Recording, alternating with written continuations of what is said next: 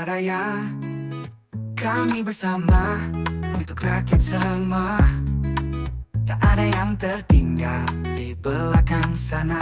Siang semuanya, hari ini saya bersama dengan Gus Hans, calon wakil gubernur terpilih Jawa Timur.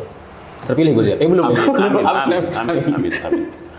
Yang hari ini meluangkan waktu di sela-sela kesibukan beliau karena saya membawa banyak sekali pertanyaan yang mungkin ini juga belum terjawab di media selama beberapa hari terakhir ini, Gus. Sebelum itu silahkan Gus Han memperkenalkan diri dulu karena banyak yang kayaknya masih belum tahu Gus Han ini muncul dari mana tiba-tiba jadi calon wakil gubernur Jawa Timur. Silakan, Gus. Assalamualaikum warahmatullahi wabarakatuh. Waalaikumsalam. Terima kasih atas kesempatannya. Artinya telah memberikan kesempatan kepada saya untuk menjelaskan dari jawaban-jawaban orang yang selama ini masih bingung tentang siapa saya. Makhluk dari mana ini ya gitu. Dan alhamdulillah saya sebenarnya sih sudah terlibat mulai remaja tentang perpolitikan, tapi tidak dalam posisi yang dicalonkan, tapi support kepada orang-orang. Jadi mulai kalau skala nasional, insya Allah mulai tahun 2004 ya. 2004 di Pilpres. Di Pilpres 2004, Bu Pak Yai Mega Hasyim. Pada saat itu saya karena pengurus NU, jadi saya ada Yai Hasyimnya ya saya support. Saya support Yai Hasyimnya. Jadi di antara tim-tim yang lain, saya yang paling kecil pada saat itu. Paling muda gitu kan. Yang lain sekarang udah sepuh-sepuh. Ya, jadi mulai itulah saya masuk pada saat abah saya sudah tidak begitu sehat kondisinya, sehingga dari representasi perwakilan dari pesantren saya diminta untuk mewakili itu. Itu dari sisi keterlibatan dalam politik gitu ya. Tapi dari kegiatan-kegiatan saya di luar itu ya saya di kampus dan saya di televisi gitu. Jadi televisi pun saya tidak mau asal memilih, tidak asal menerima tawaran untuk syuting apa. Jadi harus ada value yang harus kita munculkan.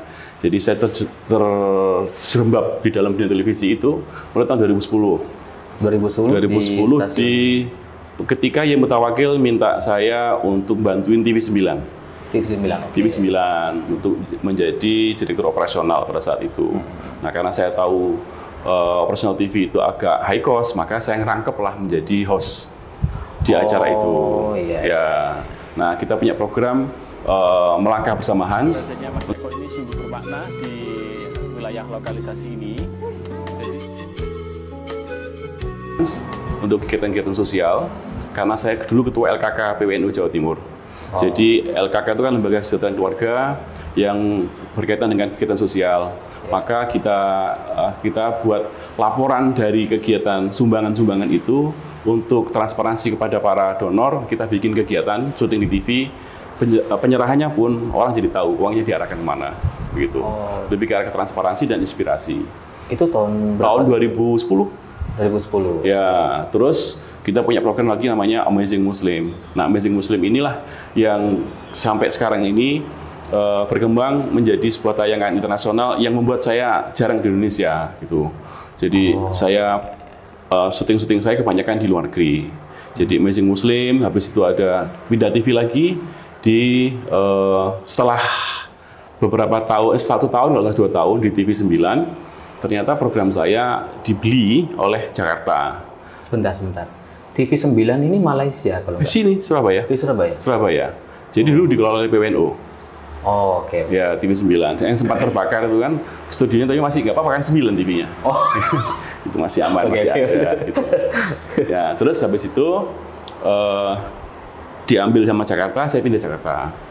Pindah Jakarta, program saya internasional namanya kalau nggak salah Safartu Hong Kong, Safartu Taiwan, Safartu Kamboja, Safartu Thailand, Safartu mana. Sekarang saya akan ajak para pemirsa untuk menuju ke Gus Han Safartu Special Ramadan, Senin sampai Jumat jam 11 malam. Berbagai negara untuk mengajarkan bagaimana caranya berwudu di samping Eiffel, bagaimana caranya tayamum di Kuala Lumpur, bagaimana dengan semut gitu kan, edutainment seperti itu. Sambil yang paling penting adalah untuk open mind para masyarakat tentang bagaimana berislam dimanapun saja, bisa diterima oleh siapapun, asalkan dengan toleransi yang tinggi, dan memberikan pelajaran kepada mayoritas, jangan mentang-mentang mayoritas kepada minoritas, dan untuk yang minoritas jangan terlalu banyak menuntut kepada mayoritas. Gitu. Jadi sama-sama itu dengan cara kita lihat kondisi bagaimana beragama di luar negeri. Lanjut akhirnya pindah geser lagi ke Kompas TV, yaitu Muslim Journey.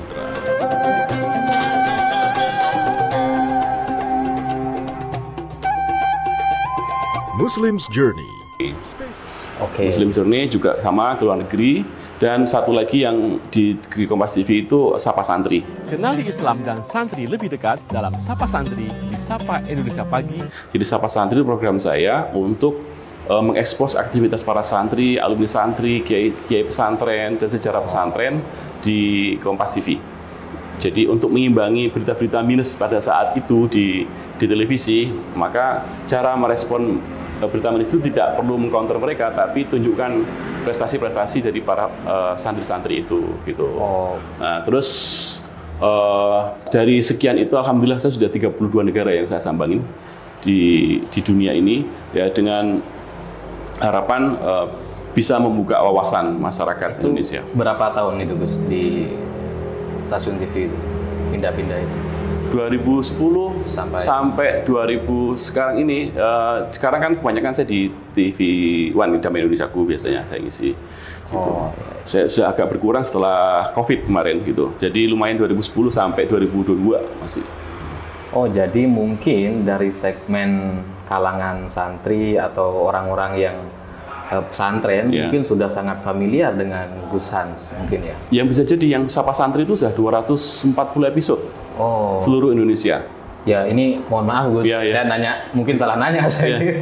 Ya, tapi kalau saya kan ini bawa teman-teman dari Madiun dan Ponorogo gitu ya. Saya juga tadi tanya gitu. Kalian kenal dengan Gus Hans nggak? Belum gitu. Tapi kalau dengan Bu Risma kan memang sudah semua well known lah ya. Semua orang kenal gitu. Makanya tadi saya buka dengan pertanyaan seperti itu, dan ternyata punya rekam jejak yang panjang sekali di stasiun TV ya. Terus kalau dari partai politik Gus, yang bisa diceritakan? Iya, kalau partai politik sejak awal masuk saya di Partai Golongan Karya ya. Apalagi kan tahun lama sekali itu.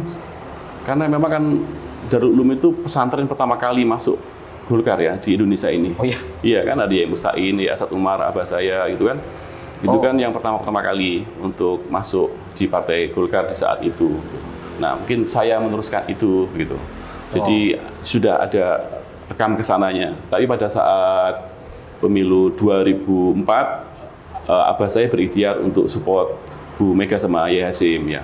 Waktu itu Golkar dengan Gus Solah kalau nggak salah ya. Insya Allah ya, kalau nggak salah ya. Wiranto, Pak Wiranto ya gitu. Nah, gitu. Jadi memang punya sejarah dari pihak keluarga juga sudah turun-temurun masuk ke Golkar gitu Gus. Iya.